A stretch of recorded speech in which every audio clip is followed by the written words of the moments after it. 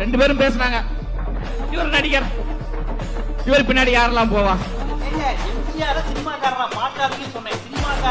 எங்க தலைவரையும் நீங்க சினிமாக்காரராக மட்டும் பார்க்காதீங்க, அவரும் மக்களுக்காக போராடிய தலைவர் என்று நான் சொல்லுகிறேன்.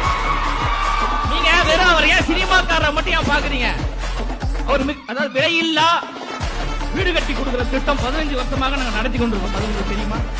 இரவு பாடசாலை நடத்தி கொண்டிருக்கோம், நூலகங்கள் நடத்தி கொண்டிருக்கோம், ரொட்டிப்பால் திட்டம் நடத்தி கொண்டிருக்கோம். இதெல்லாம் 15 ஆண்டுகளுக்கு மேலாக தான் உழைத்த பணத்திலிருந்து அவர் சம்பாதித்துக் கொண்டிருக்கிறாரு. நீங்க வந்து எல்லா பெண்களுக்கும் 1000 ரூபாய் தருகிறேன் என்று சொல்லி எல்லா பெண்களுக்காக கொடுத்தீங்க, சில குறிப்பிட்ட பெண்களுக்கு மட்டும் கொடுத்தீங்க. அந்த 1000 ரூபாய் உங்க காசு கிடையாது, மக்களுடைய வரி பணம். மக்களுடைய வரி பணத்தை நீங்க வந்து 1000 ரூபாய் கொடுத்துட்டு ஏதோ திமுக தன்னுடைய காசை கொடுத்தது மட்டும் எதுக்கு நீங்க பில்டப் பண்றீங்க? அப்போ நீங்க பேசக்கூடியவர்கள் ஆளுங்கட்சி செய்யக்கூடிய மக்கள் விரோத செயல்களையும் பேசணும். நடப்பது 4 முனை போட்டியா இல்லையா? ஆனா 2 பேருமே ஒரே முனை தமிழக வெற்றி கழகம் என்பதை மட்டும்தான் நீங்க பேசும்போதே தெரிகிறது.